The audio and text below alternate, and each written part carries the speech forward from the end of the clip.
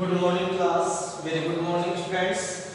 Saraswati Vidyapeeth Uchcha Madhyamik Vidyalaya Deval Road शाखा की online class में मोस्ट वेलकम, हार्दिक अभिनंदन। प्यारे बच्चों, आज हम सोशल साइंस का लेसन 2 चालू करेंगे, यानी कि ज्योग्राफी में लेसन 9 और वैसे सिलेबस में दूसरा पार्ट लेसन 9 चालू करेंगे और लेसन का नाम है भारतीय कृषि। इससे पहले एक चैप्टर एक लेसन पूरा हुआ है और वो था आपके जल संसाधन। प्यारे बच्चों, आप जरा विचार करना कि सुबह से लेकर शाम तक हमारे दैनिक जीवनचर्या में बहुत सारी दैनिक जीवन उपयोगी हम वस्तुओं का प्रयोग करते हैं। और जहाँ पर कृषि का नाम आ रहा है, कृषि से जुड़े हुए बहुत सारे उत्पादों का हम हमारे दैनिक दिनचर्या में उनका हम उपयोग करते हैं। आप कहो कि सर हम उनको पैसे में खरीदते हैं, अरे वो बात सही है, आपको पैसे में मिलते हैं, लेकिन पैसे के साथ साथ कहीं न कहीं उसमें मानव की भी भूमिका है। भारतीय कृषि जो है, यदि मैं बात करूं ज्योग्राफी लेवल की, तो कृषि जो शब्द है ये मानव भूगोल से निकला हुआ है, क्योंकि कृषि करने वाला भी मानव है और कृषि का उपयोग करने वाला भी मानव है। मानव जो है वो कृषि का रचयिता है। दूसरी चीज यदि हम बात करें कि सबसे पहले कृषि का सूत्रपात कौन से माध्यम में हुआ, सबसे पहले कृषि का जो सूत्रपात हुआ वो हुआ था एशिया महाद्वीप में। किस महाद्वीप में हुआ था?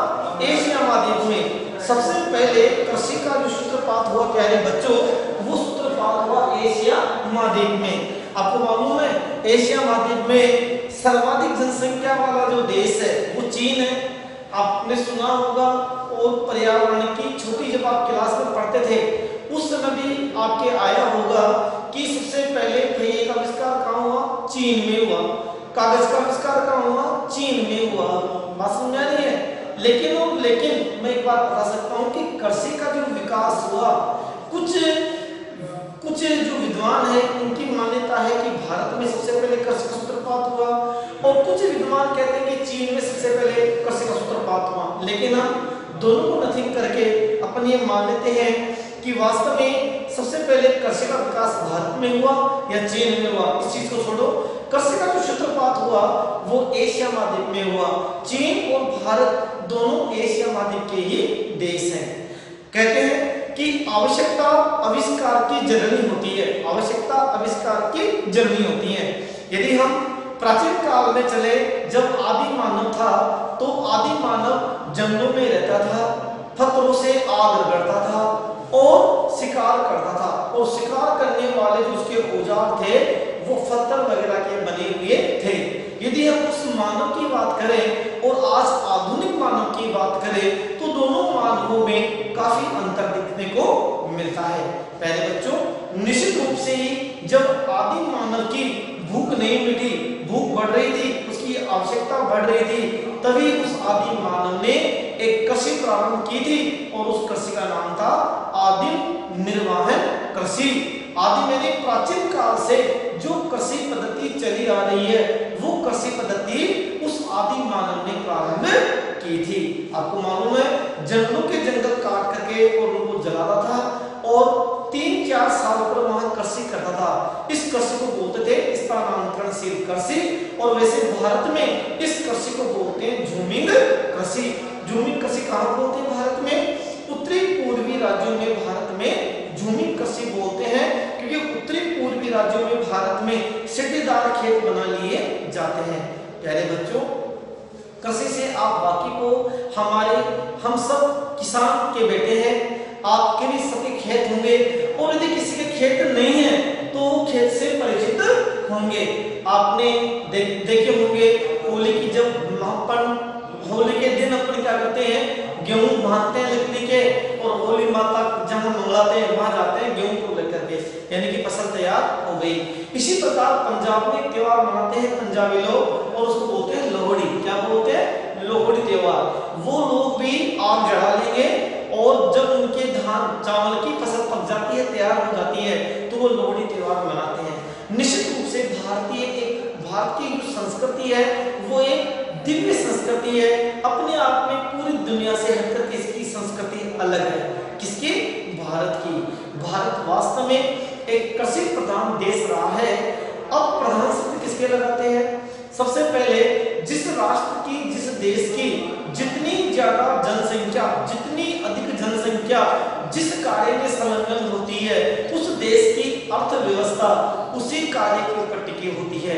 प्यारे बच्चों, मैं बता दूं, जनसंख्या में, पॉपुलेशन में भारत का दूसरा स्थान है। पहला स्थान चीन का है और दूसरा भारत का है। इसलिए भारत की लगभग 2/3 जनसंख्या, लगभग 2/3 जनसंख्या कृषि कार्य में संलग्न है। ध्यान रहे, 2/3 जनसंख्या कृषि कार्य में संलग्न है। और भारत में जो इसका जो मुख्य उद्देश्य है, भारत में कृषि का कार्य करने का जो मुख्य उद्देश्य है, वो सबसे पहले प्रायोरिटी देता है अपने जीवन का निर्वहन करने के लिए कि कम से कम मैं इतना तो पैदा कर लूं ताकि मेरे परिवार का काम चल सके, यानी कि मेरे को अन्य किसान से अनाज खरीदने की आवश्यकता नहीं हो।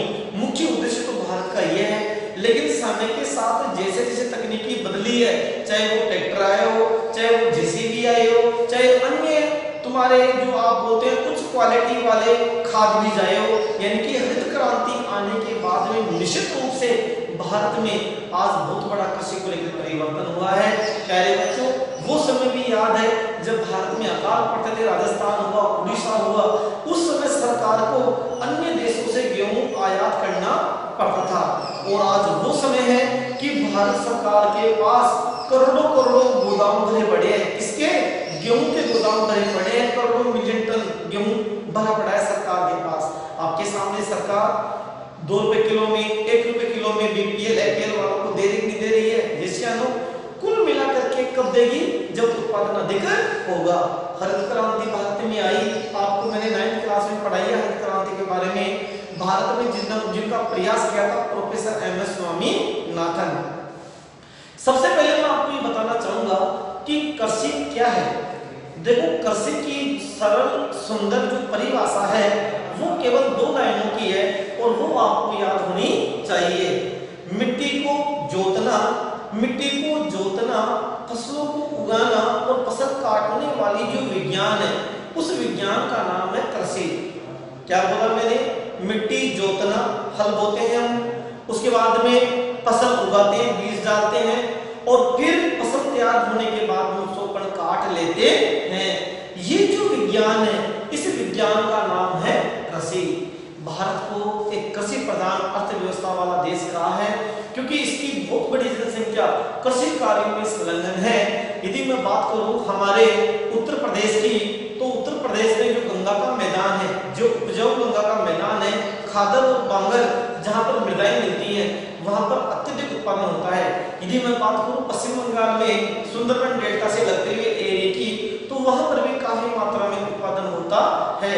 प्यारे बच्चों, और तो और राजस्थान के पश्चिमी राजस्थान में गंगानगर, आज हनुमानगढ़, आज कृषि के क्षेत्र में अग्रणी भूमिका निभा रहे हैं। जब से इंदिरा गांधी नहर वहां पर आई है, इंदिरा गांधी नहर आने से वहां सिंचाई की मात्रा बढ़ गई, जलापूर्ति बहुत अच्छी मिल गई, इसलिए आज वहां पर सब कुछ पैदा हो रहा है। खाद्यान्न की फसल पैदा हो रही, व्यवसायिक फसल पैदा हो रही।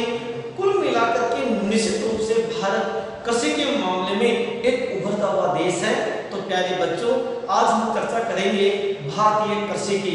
कृषि वास्तव में, कृषि के बिना भी मानव का जीवन अधूरा है, क्योंकि भगवान के द्वारा दिया हुआ ये जो शरीर है, इस शरीर को चलाने के लिए जो हमारे को एनर्जी मिलती है, वो एनर्जी कहाँ से मिलती है? वो एनर्जी हमारे को फसलों से प्राप्त जो अन्न होता है, उस अन्न को जब हम खाते हैं पिसा करके और उसको रोटी बना करके चावल में, इस रूप में भी खाद्यान्न के रूप में हम उसको खाते हैं, तब जाके हमारा शरीर दौड़ता है, चलता है। एक छोटा सा उदाहरण देना चाहूंगा। वैज्ञानिकों ने बहुत बड़े प्रयोग कर लिए, मैं मानता हूँ आज विज्ञान का युग है, लेकिन कई बार तुम्हारा विज्ञान फैल होता है। विज्ञान कई बार फैल होता है, मैं कहता हूँ विज्ञान फैल है कई जगह। आप ये देख लो, डॉक्टरों ने एक मशीन बनाई ब्लड बनाने की, खून बनाने की, और वो ब्लड बना भी लिया, लेकिन वो ब्लड सचेत नहीं हुआ। 24 घंटे बाद में वो ब्लड क्या होता है? पानी हो जाता है। कुल मिलाकर के भगवान भगवान की जो बनाई हुई जो शरीर है, जो प्रकृति का एक अभिन्न अंग है मानव, इस मानव का जो शरीर है, इसमें चाहे आप बाजरे की रोटी खाओ, चाहे मक्का की रोटी खाओ, चाहे गेहूं की रोटी खाओ, कुल मिलाकर के खून तो ये शरीर, ये मशीन ही तैयार करती है। इसलिए निश्चित रूप से कहीं न कहीं मानव के जीवन में कृषि का अभूतपूर्व या मूल्यवान योगदान है कृषि का। तो प्यारे बच्चों, कुल मिलाकर के कृषि हमारे जीवन में एक अनिवार्य है। और देखते हैं भारतीय कृषि, भारत में रहते हैं, भारत की सामाजिक और सांस्कृतिक का अभिन्न अंग है भारतीय कृषि। देखते हैं, भारत कृषि प्रधान देश है। भारत कृषि प्रधान देश है, यानी कि कृषि प्रधान देश क्यों कह दिया? भारत को कृषि प्रधान देश इसलिए दे दी, संज्ञा इसलिए दे दी गई क्योंकि इसकी 2/3 जनसंख्या इस कृषि वाले कार्य में जुटी हुई है। इसकी 2/3 जनसंख्या इसी कार्य में लगी हुई है। और मैंने कहा था आपको, जब किसी राष्ट्र की, जब किसी देश की अधिकांश जनसंख्या किसी एक कार्य में संलग्न होती है तो उस देश की अर्थव्यवस्था, उसी देश की उस देश की अर्थव्यवस्था उसी कार्य पे टिकी हुई होती है। प्यारे बच्चों, भारत का जो सकल घरेलू उत्पादन है, उस सकल घरेलू उत्पाद में भारतीय कृषि का बहुत बड़ा योगदान है, बहुत बड़ा योगदान है। इसमें कोई अतिशयोक्ति नहीं है। आपको मालूम है, जीडीपी सकल घरेलू उत्पाद, उसमें प्राथमिक क्रियाएं, द्वितीय क्रियाएं और तृतीय क्रियाएं, इन तीनों क्रियाओं से जो प्राप्त जो आय होती है और उसका अनुपात निकाला जाता है। तो याद कर लेना, जीडीपी में, सकल घरेलू उत्पाद में भारतीय कृषि का बहुत बड़ा महत्व है। देखते हैं, भारत कृषि प्रधान देश है। प्रत्यक्ष रूप से, अप्रत्यक्ष रूप से नहीं, प्रत्यक्ष रूप से। एक होता है प्रत्यक्ष, बिल्कुल सामने धरातल पर, और एक होता है अप्रत्यक्ष, जो हमारे को दिखाई नहीं दे रहे। प्रत्यक्ष रूप से कुल जनसंख्या का 48.9%। अब ये 2011 में क्या लिख दिया? ये जनगणना है। आपको कह दूं मैं, भारत में जनगणना, ध्यान रखना, भारत में जनगणना प्रति 10 वर्षों में की जाती है। भारत में जनगणना प्रति 10 वर्षों में की जाती है। भारत की प्रथम जनगणना 1872 में हुई थी। भारत की प्रथम पूर्ण जनगणना 1881 में हुई थी। और याद कर लेना, अब जो जनगणना होगी वो कब होगी? 2021 में होगी। कुल मिलाकर के आज भारत विकासशील देश है और यहाँ पर कृषि का अनुपात धीरे धीरे घटता हुआ चला जा रहा है। किसी समय 54% का अनुपात था कृषि को लेकर के, लेकिन जनगणना 2011 के अनुसार कितना रह गया? 48.9%, 48.9%। ये पूरा का पूरा कृषि पर आश्रित है। अब देखते हैं, आगे चलते हैं। प्रमुखतः इसका जो उद्देश्य है, वो उद्देश्य है जीवन निर्वहन करना। भारत के पास इतना बड़ा परिवार है, और भारत की संस्कृति में तो आपने भी सुना है, भारत की संस्कृति में क्या सुना है? वसुदेव कुटुंबकम, वसुदेव कुटुंबकम। समस्त परिवार या समस्त दुनिया, समस्त पृथ्वी मेरा ही परिवार है। भारतीय संस्कृति में आपने और भी कुछ हिंदी में पढ़ा होगा, साईं इतना दीजिए जामे कुटुंब समाय, साईं इतना दीजिए जामे कुटुंब समाय, और मैं भी भूखा ना रहूं और साधु में भूखा जाए। प्यारे बच्चों, ये भारतीय संस्कृति है। भारत के पड़ोसी देश हैं। एग्जाम्पल फॉर दिस, नेपाल पर्वतीय राज्य है, कृषि कम होती है, और नेपाल भी भारत के ऊपर आश्रित है। नेपाल की राजधानी काठमांडू। एक छोटा सा देश और है, क्या नाम है? भूटान। और भूटान की राजधानी क्या है? थिम्पू। भूटान की राजधानी क्या है? थिम्पू। और एक जलीय पड़ोसी देश और है दो, एक का नाम है श्रीलंका और एक का नाम है मालदीव। प्यारे बच्चों, मैं कहना चाहूंगा कि भारत अकेला ही अपना पेट नहीं भरता है, इस कृषि के पीछे वो अपने पड़ोसी देशों का भी ध्यान रखता है। लेकिन वास्तव में सबसे पहले उद्देश्य क्या है इसका? जीवन का निर्वहन करना। भारतीय कृषि का जो मुख्य जो उद्देश्य है, वो केवल अपने जीवन, अपने देशवासियों का जीवन परिपालन करना है। कुल मिलाकर के ऐसा कोई किसान परिवार नहीं होगा कि साहब खेत में 50 बोरी पैदा हो गई, कितनी बोरी पैदा हो गई 50, और 50 की 50 बोरी बेच देगा। ऐसा कोई किसान है क्या? 50 बोरी नहीं बेचेगा, 20 बोरी, 15 बोरी, 10 बोरी, जितनी उसको रिक्वायरमेंट है उतनी बोरी तो अपने पास रख लेता है, और बाकी बोरियां वो बेचने मंडी वगैरह में या किसी अन्य व्यापारी को बेच देता है। ध्यान रखना, इसलिए भारतीय कृषि का जो मुख्य जो उद्देश्य है वो है जीवन निर्वहन करना। भारतीय कृषि का उद्देश्य क्या है? जीवन निर्वहन करना। और भारत का लोग, भारत का वासी एक बात और दबकता है, वसुधैव कुटुंबकम, समस्त दुनिया मेरा परिवार है। जब वक्त पड़ता है और किसी देश को इसकी आवश्यकता पड़ती है तो भारत एक ऐसा राष्ट्र है जो सब देशों की मदद करता है, यहाँ तक कि शत्रु देश की भारत मदद करता है, उसके अंदर कोई भेदभाव भारत नहीं रखता। पहले बच्चों निश्चित रूप से याद कर लेना ये आंकड़ा, प्रत्यक्ष रूप से 48.9% जनसंख्या 2011 जनगणना 2011 के अनुसार कृषि पर आश्रित है। किस पर आश्रित है? कृषि पर आश्रित है। अब थोड़ा आगे चलते हैं। भारत की भूमि बड़ी अच्छी पावन भूमि है। इस भूमि पर देवता भी जन्म लेने के लिए लालायित रहते हैं। आपने हिस्ट्री पढ़ी होगी, भगवान राम के अवशेष कहां नहीं मिले? इंडोनेशिया में मिले, मलेशिया में मिले, कहां नहीं मिले? पूरी दुनिया में भगवान राम के अवशेष मिले, लेकिन भगवान राम का जो जन्म, जो इतिहास अपन पढ़ते हैं, वो जन्म कहां हुआ? भगवान राम का अयोध्या में जन्म हुआ। कहां हुआ? अयोध्या में जन्म हुआ। इसी प्रकार से भगवान कृष्ण का जन्म भी कहां हुआ? गोकुल। आपने मालूम पढ़ा होगा आपने, नंदगांव, बरसाना, वृंदावन, पूरी पूरी कृष्ण नगरियां हैं। बात समझ में आ रही है? कुल मिलाकर के भगवान ने जितनी भगवान के अवतार हुए, भगवान के भक्त हुए, वो कहां हुए? वो भारत में हुए।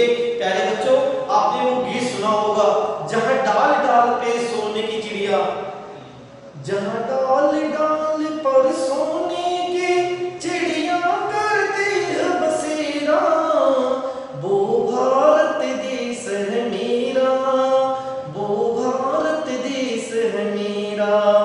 प्यारे बच्चों, इस कृषि के बदौलत, इस कृषि भूमि के बदौलत भारत आज एक मजबूत राष्ट्र बना है, क्योंकि इस कृषि में, सकल घरेलू उत्पाद में, जीडीपी में इस कृषि का बहुत बड़ा योगदान रहा है। आगे चलते हैं। ऋतुओं के आधार पर, यहाँ पर ऋतुएं हैं, ग्रीष्म ऋतु है, शीत ऋतु है और वर्षा ऋतु है। भारत में 3 ऋतुएं देखने को मुख्य रूप से मिलती हैं। हमारे भूगोल के अनुसार 3 ऋतुएं हैं। कौन कौन सी हैं? आपके ग्रीष्म ऋतु, शीत ऋतु और वर्षा ऋतु। 3 ऋतुओं के आधार पर यहाँ की फसलों को कितने भागों में बांट दिया? यहाँ की फसलों को 3 भागों में बांट दिया। कौन कौन सी?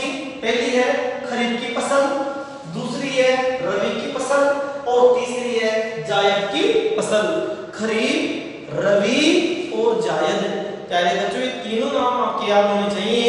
वैसे भी बोर्ड के लिए इंपॉर्टेंट क्वेश्चन नहीं है और हर बार एग्जाम में आता है, और ये वो चैप्टर है फसलों का, ऋतु के आधार पर फसलों का ये वो चैप्टर है। इसमें कभी ये मत सोच लेना कि ये प्रश्न पिछले साल आ गया तो की बात नहीं आएगा। ये प्रश्न हमेशा रिपीट होता रहता है। कौन सा प्रश्न? खरीफ की फसल, रबी की फसल और जायद की फसल।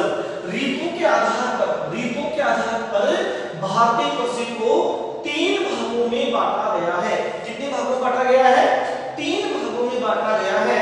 पहला है खरीफ की फसल, दूसरी रबी की फसल और तीसरी है जायद की फसल। देखते हैं, सबसे पहले चलते हैं खरीफ की फसल। ये फसल जून जुलाई में बोई जाती है। कब बोई जाती है? जून जुलाई में यह फसल बोई जाती है और अक्टूबर नवंबर में यह फसल काट ली जाती है। बोते कब है? जून जुलाई में, और काटते कब है? अक्टूबर और नवंबर में इस फसल को काट ली जाती है। खरीफ की फसल के कुछ उदाहरण कई बार बोर्ड के छोटे प्रश्नों में पूछ देता है कि खरीफ के फसल की अवधि लिखिए और खरीफ के फसल के उदाहरण लिखिए। देखते हैं, पहला उदाहरण है चावल, मक्का, बाजरा, मूंगफली, मूंग, उड़द, बेटियां हैं, आपने मेरे को ये बताओ, आपने इनमें से आप कौन सी फसल से परिचित नहीं हो? आप लगभग सबके सब जो यहाँ पर उदाहरण मैंने लिखे हैं, इन उदाहरणों के में आप सबसे परिचित हो। अब बात करते हैं चावल की। चावल भारत में जो अग्रणी जो राज्य है चावल उत्पादन में, वो पश्चिम बंगाल है, पंजाब है। बात समझ आ रही है? पश्चिम बंगाल तो चावल उत्पादन में वो राज्य है जहां एक वर्ष में चावल की फसल को 3 बार बो लेते हैं और 3 बार काट लेते हैं। आपको मालूम होना चाहिए, ये भी बोर्ड में इंपॉर्टेंट क्वेश्चन बनेगा। कौन सा? चावल की फसल को 3 भागों में बांटा गया है, ओस, अमन, बोरो। ओस, अमन, बोरो, याद कर लेना। पश्चिम बंगाल वह राज्य है, भारत का एकमात्र राज्य जहां पर चावल की फसल को एक वर्ष में 3 बार बोया जाता है और 3 बार ही काटा जाता है। इसका मतलब क्या हुआ? चावल की फसल 3 बार ले लेते हैं। कहां पर? पश्चिम बंगाल में। याद कर लेना। क्या नाम दिया गया है? ओस, अमन और बोरो। ओस, अमन और बोरो। ओस, अमन और बोरो। ओस को कब बोलते हैं? याद कर लेना। ओस बोलते हैं शरद काल में। कब बोलते हैं? शरद काल में। अमन कब बोलते हैं? शीतकाल में। याद कर लेना। अमन कब बोलते हैं? शीतकाल में। और तुम्हारे जो ओस, अमन, बोरो और बोरो कब बोलते हैं? ग्रीष्म काल में। ग्रीष्म काल कह दो या बसंत काल जब प्रारंभ होता है तो वो काल भी आप कह सकते हो। तो ये 3 फसलें हैं, ओस, अमन और बोरो, जो कहां होते हैं? पश्चिम बंगाल में। आपने सुना होगा कि विश्व का सबसे बड़ा डेल्टा और उस डेल्टा का नाम है सुंदरबन डेल्टा। याद लेना। विश्व का सबसे बड़ा डेल्टा सुंदरबन डेल्टा कहां पर है? भारत में ही है। और किस राज्य में? पश्चिम बंगाल में है। और मैं आपको कहना चाहूंगा, सुंदरबन डेल्टा का नाम सुंदरबन क्यों पड़ा? सुंदरबन इसलिए पड़ गया क्योंकि यहाँ पर एक वनस्पति उगती है, आज भी उगती है, पहले भी उगती थी। उस वनस्पति का नाम था सुंदरी। क्या नाम था? सुंदरी। सुंदरी वनस्पति के कारण इस डेल्टा का नाम क्या पड़ गया? सुंदरबन डेल्टा। याद कर लेना। सुंदरी 4 से 5 मीटर लंबी एक वनस्पति होती है। इसकी जड़ें हमेशा पानी में डूबी हुई रहती है और इस वनस्पति का दूसरा नाम है मैंग्रोव वन। क्या बोलते हैं प्यारे बच्चों? Mangrove one. Mangrove one way होते हैं जो तटीय किनारों पर मिलते हैं, जिनकी जड़ें हमेशा NaCl सोडियम क्लोराइड लवणीय पानी में डूबी हुई होती हैं। It is clear? तो ये हो गई तुम्हारे चावल की कहानी। तो सुंदरबन डेल्टा के अंदर भी चावल बहुत मात्रा में उगाया जाता है। ठीक है, आगे चलते हैं। इसके बाद में मक्का आपने सुना होगा, राजस्थान में एक जनजाति है भील जनजाति, और एक प्राचीनतम पर्वतमाला है अरावली पर्वतमाला। अरावली पर्वतमाला के पर्वतीय भागों में तो मक्का का विशेष स्थान है। याद लेना। तुम्हारे मेवाड़ वगैरह में, मेवाड़ के अंदर भी मक्का को बहुत पसंद किया जाता है। और मक्का जो भोजन है वो मुख्य रूप से राजस्थान में भील जनजाति का मुख्य भोजन है। आदिवासी लोगों का मुख्य भोजन है मक्का। ठीक है, वैसे आजकल हमारे खेतों के अंदर भी यहाँ पर मक्का उगा ली जाती है। बाजरा से सब परिचित हो। पूरे भारत में, पूरी दुनिया में नंबर 1 बाजरा उत्पादन में नंबर 1 पे कौन है? भारत है। कौन है? भारत। आगे चलते हैं। मूंगफली के लिए फेमस है राजकोट। राजकोट कहां पर है प्यारे बच्चों? गुजरात में। राजकोट कहां पर है? गुजरात में। कहते हैं कि भारत की सबसे ज्यादा मूंगफलियां कहां पैदा होती है? राजकोट में। अच्छा, अब राजस्थान की भी सुन लो। राजस्थान में सबसे ज्यादा मूंगफलियां कहां पैदा होती है? लूणकरणसर, बीकानेर। कहां पैदा होती है? लूणकरणसर, बीकानेर। और इसीलिए जीके में एक प्रश्न बन गया। जीके में क्या प्रश्न बन गया? जीके में प्रश्न बन गया कि सब राजस्थान में सबसे ज्यादा मूंगफलियां कहां पैदा होती है? लूणकरणसर।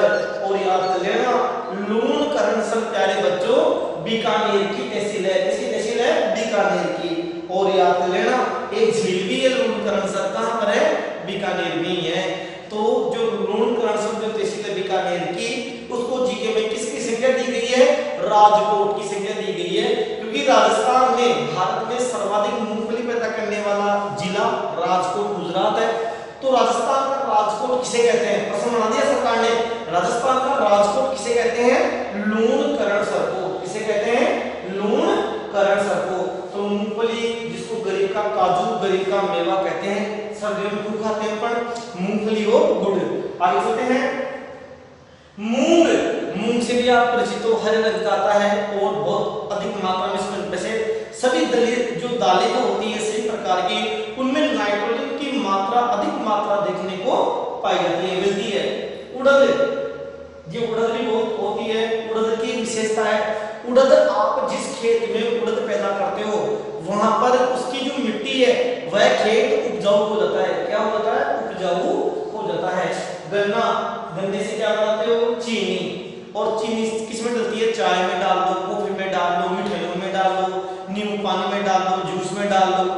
हमारे दैनिक जीवन का अभिन्न अंग हो गया तो चीनी। तो गन्ना भी क्या है? खरीफ की फसल है। सोयाबीन, क्या है? सोयाबीन। याद रखिएगा, सबसे ज्यादा प्रोटीन की मात्रा वाला स्रोत। बहुत लोगों की बेवकूफी है और मूर्ख है बहुत सारे लोग जो भी कहते हैं कि अंडे में बहुत ज्यादा प्रोटीन है या मछली में बहुत ज्यादा प्रोटीन है। ये मैंने लोगों से कहता सुना है। क्या कहते हैं लोग? मछली में सर्वाधिक। अरे भैया, मछली में प्रोटीन कहां से आएगा? सबसे बड़ा जो प्रोटीन का जो स्रोत है वो कौन होता है? सोयाबीन। पहले बच्चों जनरल नॉलेज के लिए भी साथ में लेके चल रहा हूं। सोयाबीन में सबसे ज्यादा प्रोटीन की मात्रा पाई जाती है। ठीक है, अब चलते हैं खरीफ की फसल की विशेषता क्या है? मानसून से होने वाली वर्षा पर निर्भर होती है। यह मानसून से होने वाली वर्षा पर निर्भर होती है। वर्तमान में सिंचाई के द्वारा, वर्तमान में जब भी मानसून नहीं आता है तो सिंचाई के द्वारा भी यह फसल पैदा कर ली जाती है। अब बात हो रही है रबी की फसल। अक्टूबर और नवंबर में बोई जाती है। तो बोई जाती है अक्टूबर और नवंबर में बोई जाती है। मार्च अप्रैल में काटी जाती है। कब काट लेते हैं? मार्च और अप्रैल के महीने में काट लेते हैं। अब बात हो रही है गेहूं। इसके उदाहरण कौन कौन से हैं? रबी की फसल के जो एग्जाम्पल हैं वो कौन कौन से हैं? गेहूं, चना, गेहूं, चना, जौ, तिलहन। तिलहन में कौन कौन से है? सरसों, अलसी, तारामीरा। तारामीरा भी जानते हो, ठीक है। कुल मिलाकर के वे फसलें जिनसे मानव को वनस्पति तेल की प्राप्ति होती है। अरंडी का तेल है, सरसों है, अलसी है, ठीक है। आगे चलते हैं जीरा। अरे यार बहुत अच्छी चीज जीरा। इसबगोल जालो, इसबगोल जालो फेमस जीरा है। एक घोड़ा जीरा के नाम से भी इसको बोलते हैं। इसबगोल को याद करें ना बहुत सारे बच्चों। आपको मैं चीज कह दूं कि जीरा में नंबर 1 पे चल रहा है। इंडिया में नंबर 1 पे कौन चल रहा है? राजस्थान चल रहा है। और राजस्थान में कौन सा जिला चल रहा है? जालोर जिला। जितने भी दवाइयों की फैक्ट्री है, जितने भी दवाइयों की फैक्ट्री है वो सारे के सारे जीरा कहां से खरीदते हैं? हमारे राजस्थान से खरीदते हैं, ठीक है। जालोर। और एक आता है इसबगोल। इसके अंदर भी प्यारे बच्चों इसबगोल में कौन आएगा? तुम्हारे जालोर ही आएगा। धनिया में कौन आएगा? तुम्हारे बारा है, कोटा है, झालावाड़। ये पूरा पूरा जो एरिया है जीरा, धनिया और इसबगोल उसके लिए फेमस है। मैं आपको जीके के आपको 2 प्रश्न बता रहा हूं, सुन लो ध्यान से। भारत में सबसे ज्यादा मसाले पैदा करने वाला राज्य राजस्थान। कौन सा है? राजस्थान। अब मैं आपको कहूं कि भारत में सर्वाधिक गरम मसाले पैदा करने वाला राज्य वो कौन सा है? केरल। याद लेना, गरम मसालों में केरल है और वैसे मसालों में कौन है? राजस्थान। और राजस्थान का कौन सा जिला सबसे ज्यादा मसाले उत्पादन करता है? बारा जिला। कौन सा जिला? बारा जिला। प्यारे बच्चों, इन मसालों का भी कहीं न कहीं अपन जो सब्जी में डालते हैं ना मसाले, इनका भी कहीं न कहीं हमारे जीवन से, हमारे शरीर से कहीं न कहीं इनकी भूमिका है। आपको मालूम है गरम मसाला है, लौंग है, काली मिर्च है, ये हमारे शरीर में इम्यूनिटी पावर बढ़ाते हैं, यानी कि रोग प्रतिरोधक क्षमता को बढ़ाते हैं।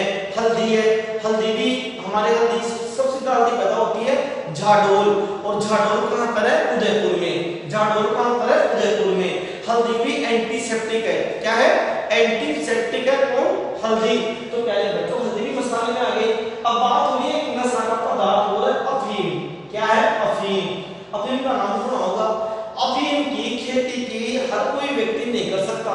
अफीम की खेती करने के लिए सबसे पहले सरकार के द्वारा एक लाइसेंस लेना पड़ता है। क्या लेना पड़ता है?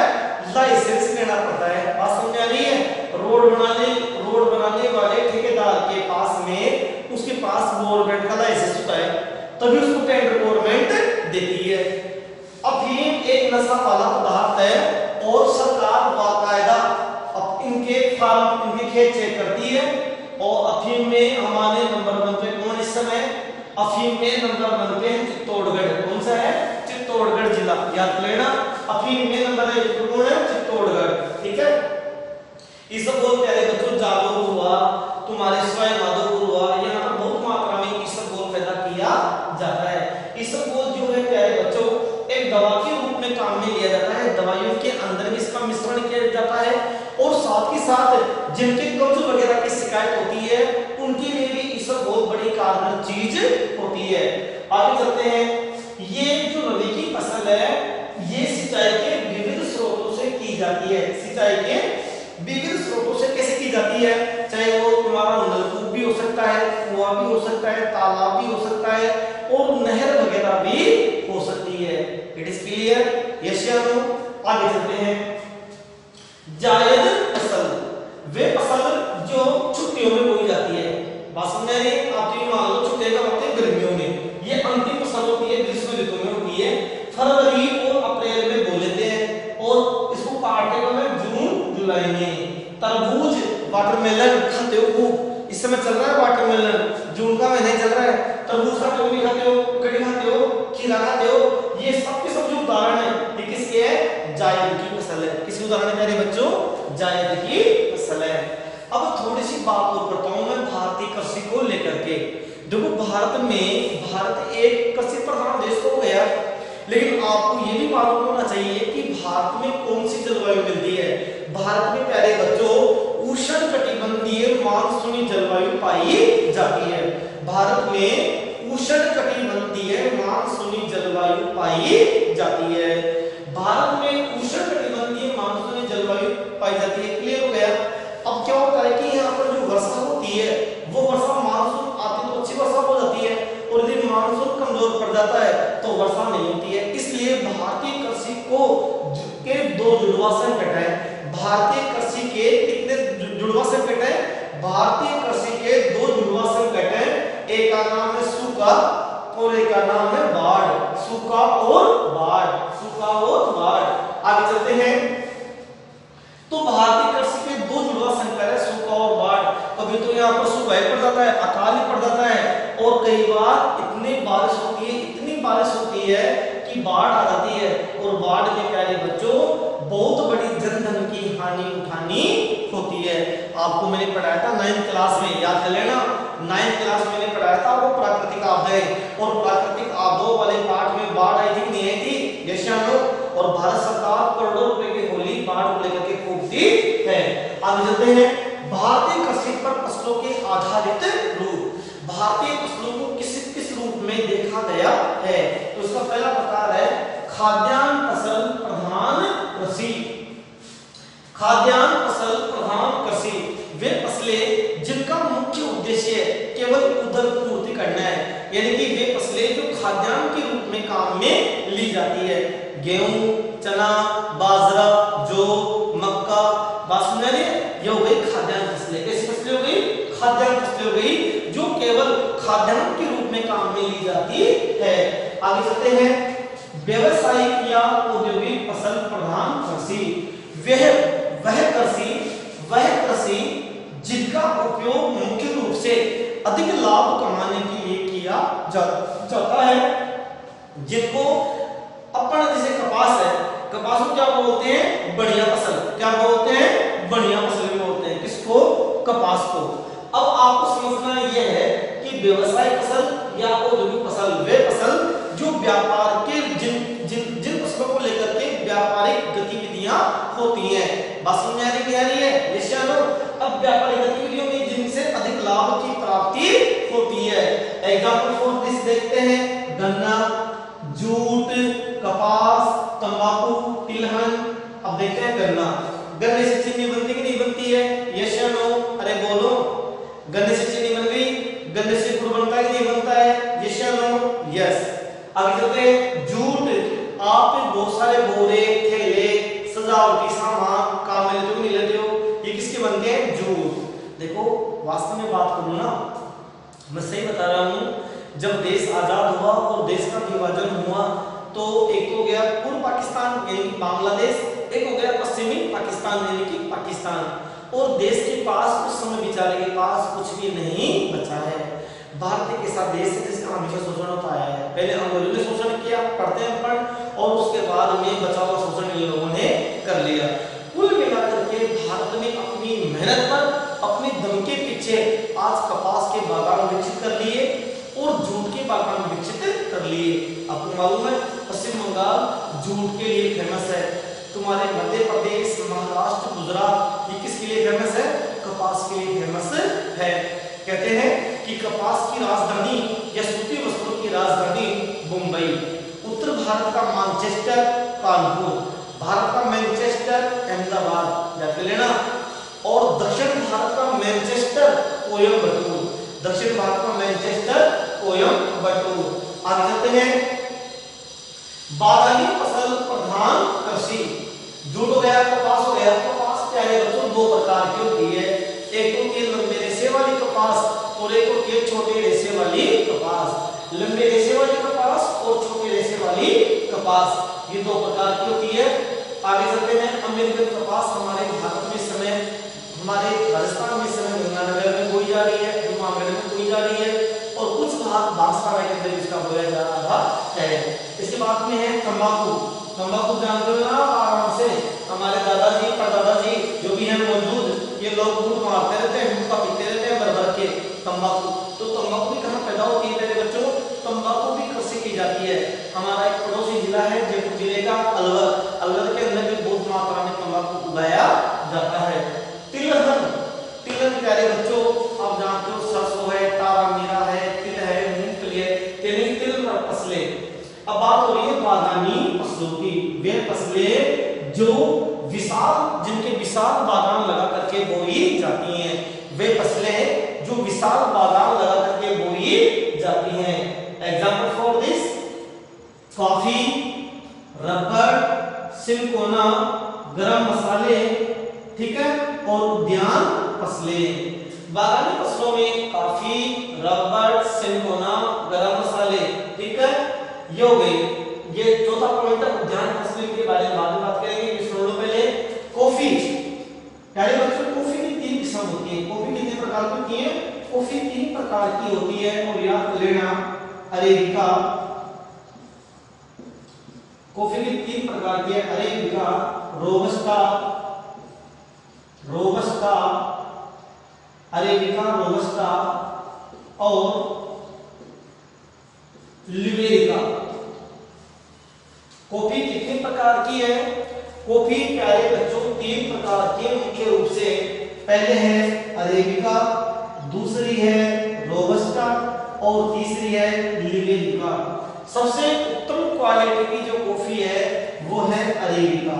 कौन सी है? अरेबिका। दूसरी कॉफी है तुम्हारे रोबस्टा और तीसरी जो कॉफी है वो है लिबेरिका। अरेबिका, रोबस्टा और लिबेरिका। नंबर 1 जो क्वालिटी है वो है अरेबिका।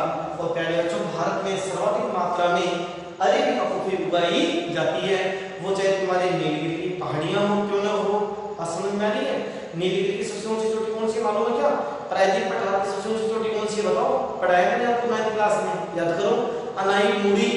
कौन सी है? अनाईमुड़ी 2695 मीटर, याद कर लेना। और दूसरी चोटी कौन सी है प्यारे बच्चों? डोडा बेटा। कौन सी है? डोडा बेटा 2637 मीटर। तो बागानी फसलें वे फसल जिनके एक फसल के पूरे बागान लगा दिए जाते हैं। कॉफी का बागान रहेगा, फिर रबड़ भी पैदा होता है, सिनकोना, सिनकोना से मलेरिया की दवाई बनाई जाती है, याद कर लेना। कई बार सर्दियों में सर्दी लगती है, बुखार हो जाता है और डॉक्टर कहता है कि मलेरिया की जांच कराओ, और जब मलेरिया निकलता है तो टेबलेट किसकी बनी होती है? सिंकोना की बनी होती है। किसकी बनी होती है? सिंकोना वृक्ष से बनाई जाती है। गरम मसाले में कौन क्या है बच्चों? केरल। गरम मसाले भी क्या बागानी फसलें होती हैं, काली मिर्च का बगीचा, लौंग का बगीचा, बात समझ में आ रही है? तो ये होगी तुम्हारी बागानी फसलें। ठीक है, अब चलते हैं उद्यान फसलें। कौन सी है? उद्यान फसलें। नाम से मालूम पड़ रहा है उद्यान यानी बगीचा। और बगीचे में क्या होता है मेरे बच्चों? फूलों के पेड़ लगे होते हैं। किसके पेड़ लगे होते हैं? फूलों के पेड़ लगे होते हैं। आपको मालूम है इस समय एशिया महाद्वीप का सबसे बड़ा ट्यूलिप, ट्यूलिप एक फूल है नीदरलैंड का। कहां का है? नीदरलैंड का फूल है ट्यूलिप। कमल का फूल देखा है ना, उस कमल के फूल की तरह आता है, बहुत सुंदर फूल आता है, उसका नाम है ट्यूलिप। इस समय एशिया महाद्वीप का सबसे बड़ा जो ट्यूलिप गार्डन है वो कहां विकसित किया गया है? श्रीनगर में। कहां विकसित किया गया है? श्रीनगर यानी कश्मीर में लगाया गया है ट्यूलिप। ट्यूलिप के फूल जो है जो यूरोप महाद्वीप में बहुत बड़ी डिमांड है। ठीक है, हमारे जैसे गुलाब की, हजारे की यहाँ डिमांड है, वैसे ट्यूलिप की बहुत मात्रा में बड़ी डिमांड है। तो वे फसलें जिनमें कुल मिलाकर के फल फूल प्राप्त किए जाते हैं और वो कहलाते हैं उद्यान फसलें। उसमें फल खाने वाले फल भी आ गए, फल फूल भी आ गए, तो वो हो गए उद्यान फसलें। It is clear? यस या नो? अब दोबारा एक बार देख लेते हैं संक्षेप में। भारत कृषि प्रधान देश है। प्रतिशत रूप से कुल जनसंख्या का 48.9% जनगणना 2011 के अनुसार इस पर आश्रित है। प्रमुख उद्देश्य जीवन निर्वाह करना है। प्रमुख उद्देश्य क्या है? जीवन निर्वाह करना है। ऋतुओं के आधार पर कितने भागों में बांटा गया है? ऋतुओं के आधार पर 3 भागों में बांटा गया है। ऋतु तीन होती है, गर्मी, सर्दी, बरसात।